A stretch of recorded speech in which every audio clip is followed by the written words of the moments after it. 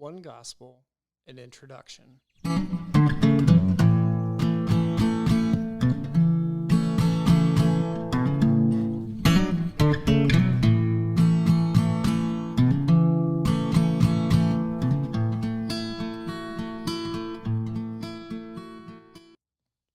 The universe, all of creation, was designed by an intentional creation within narrow constraints. It exhibited and exhibits exquisite symmetry, from the black holes to galaxies to subatomic structures. It exhibits order. Here on Earth, life is a daily struggle to hold on to a life that can only be temporary. Life after death, in a physical sense, is only possible by creating the next generation that will live after you. And in a physical sense, this is just transmitting genes. During this life, all of us suffer. All of creation. Simultaneously, all experience comfort. Just to live requires nutrients. It requires energy that was created from the labor and the very substance of our fellow creatures. And this begins at conception. Before any of us were born, while we're in our mother's wombs, we were literally living off of the substance of other creatures. So just by existing, we were causing suffering in others. In this daily struggle of living, innumerable creatures are free. They're free to make choices. They're free to learn or to choose not to learn.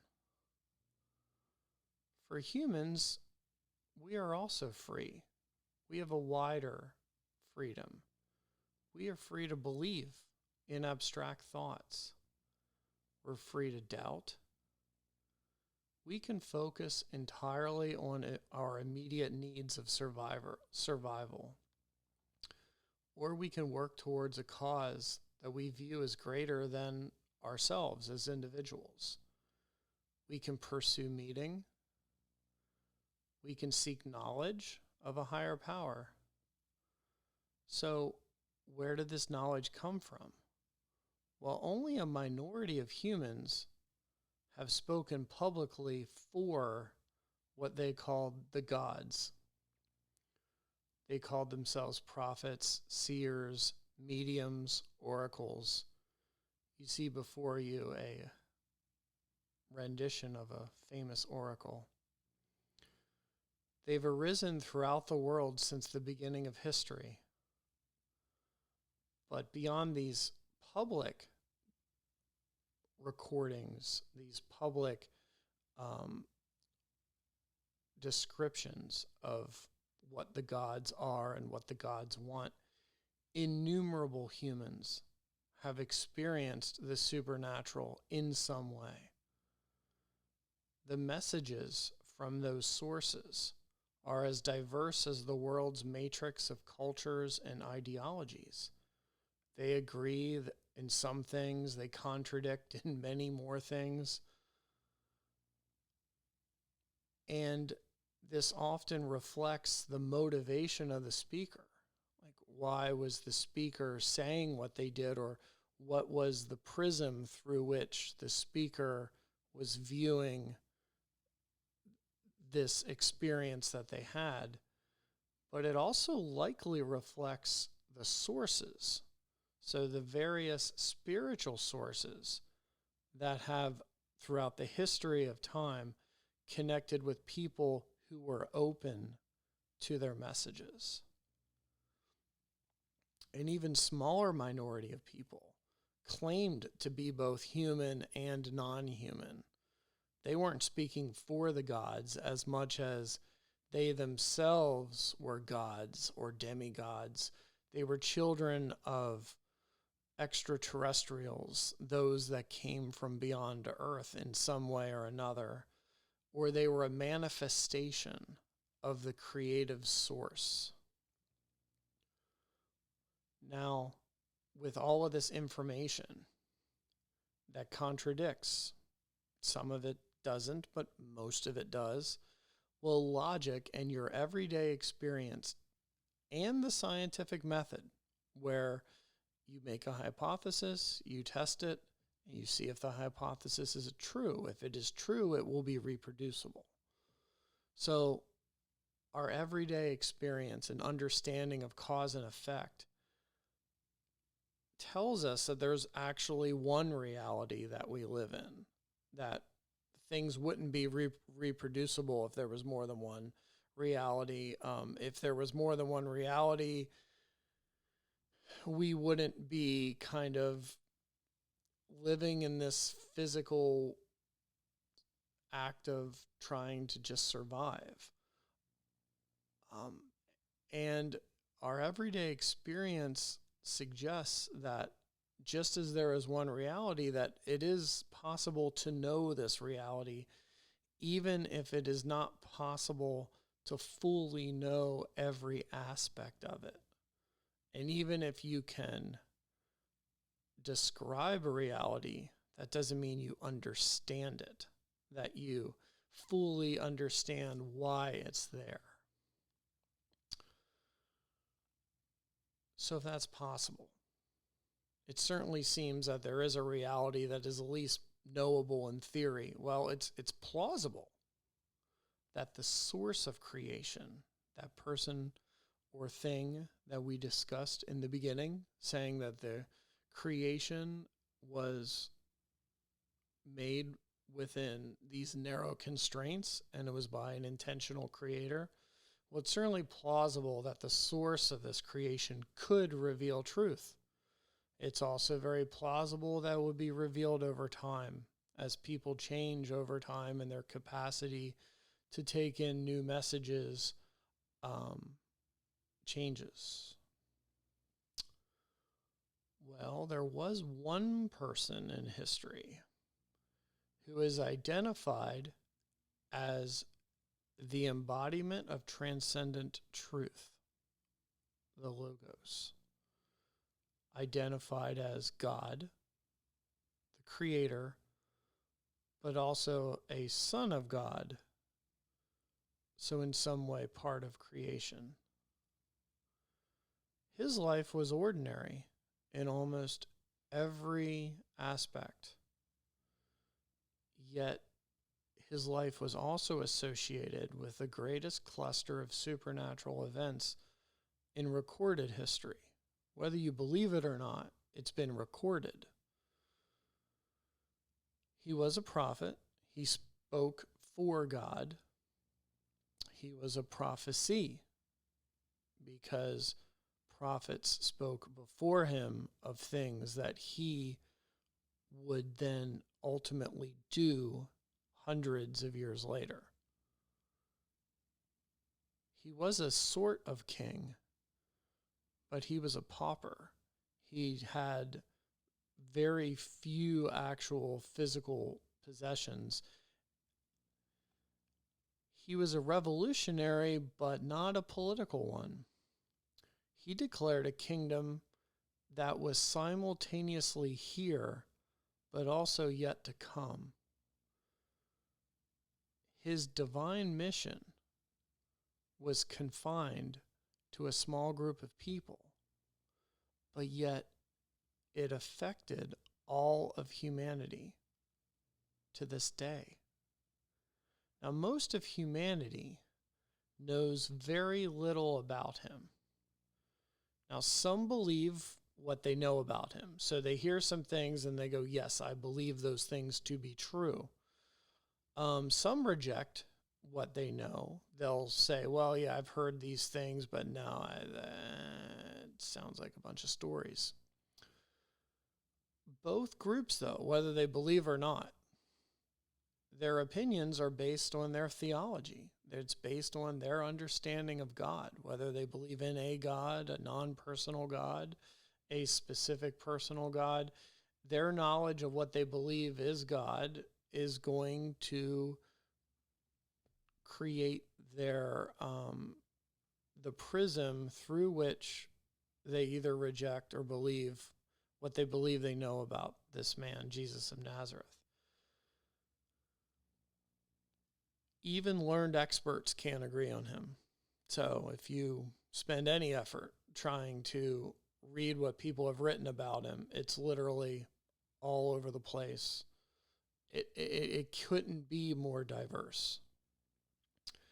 But ultimately, those closest to him, while he lived, they didn't understand him either. They understood some things, but many things they did not. Yet the truth about him is hidden in plain sight.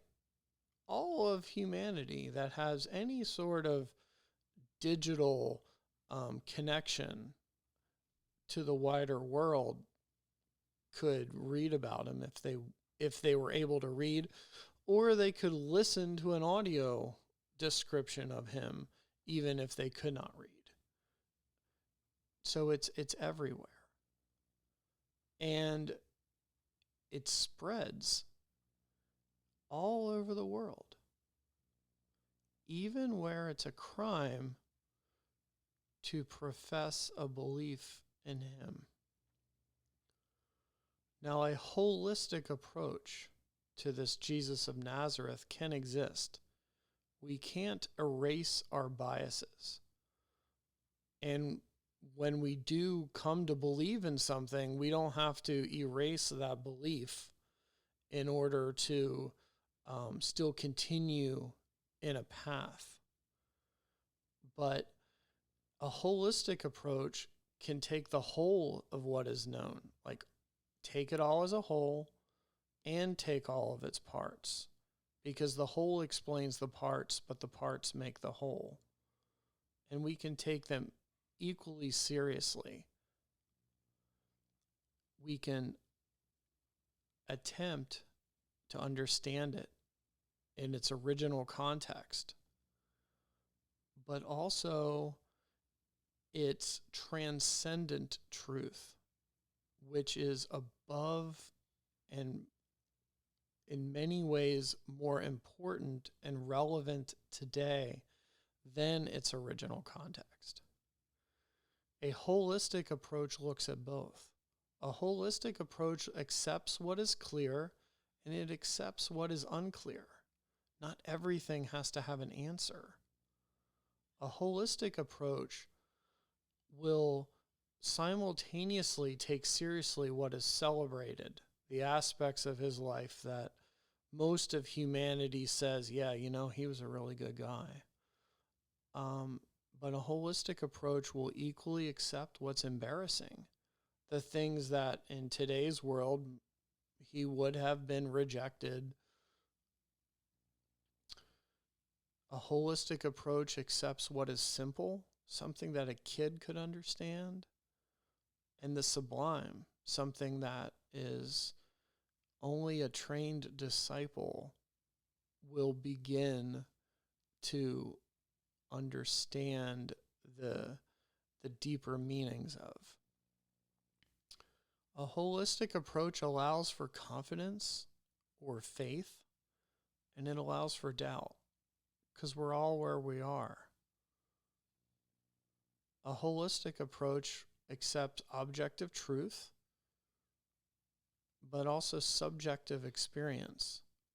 They're both real, and they're both acceptable forms of finding the truth. This holistic message can help the believer to learn and shed the chains of spurious theology. René Descartes, when he started his philosophy, said that he learned over time that much of what he was taught was false. And then he needed to figure out, well, what can I find that is true? And I can make that the foundation for learning more. I've learned that much of what I was taught is wrong, and that's okay. That doesn't mean that I'm smarter or better than those who taught me before, but I have learned that some of these things are false. Many of these things are false, and I don't need them. I don't need what's false.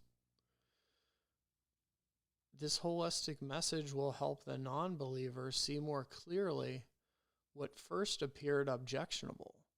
Because it's easy to say, oh, well, I don't like that. That person's canceled. Well, you're free to do that. But if you dig deeper, I think you'll find it's not as simple as that. This holistic message can help the neutral, the person who's like, yeah, I heard him, I don't know, maybe not.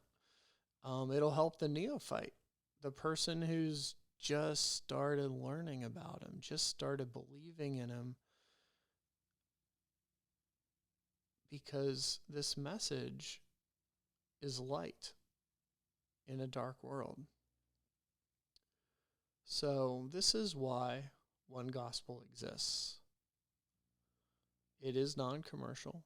We're not asking for a donation or a love gift. You can give your love gifts elsewhere. It is non-sectarian.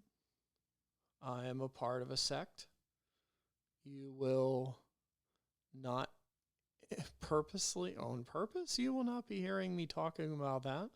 You will hear me talking about the words and what they mean.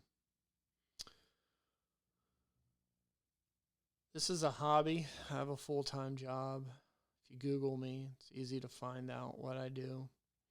But that's not really important to this. It's important in its own way. We're all important in our own way. It is an obsession. I've spent more time reading the Gospels than anything else except for my day job. And it represents one person's spiritual journey. I'm not someone who just figured out everything and now I get to tell you about it. No, every step along the way I'm learning. And so to me, even if not a single person listens to this message, it still fulfilled the purpose, its primary purpose. And ultimately, this is about following the central person in human history, whether you believe him or not. He's the central figure in human history up to this point. So, if you want to come along for the ride, welcome aboard.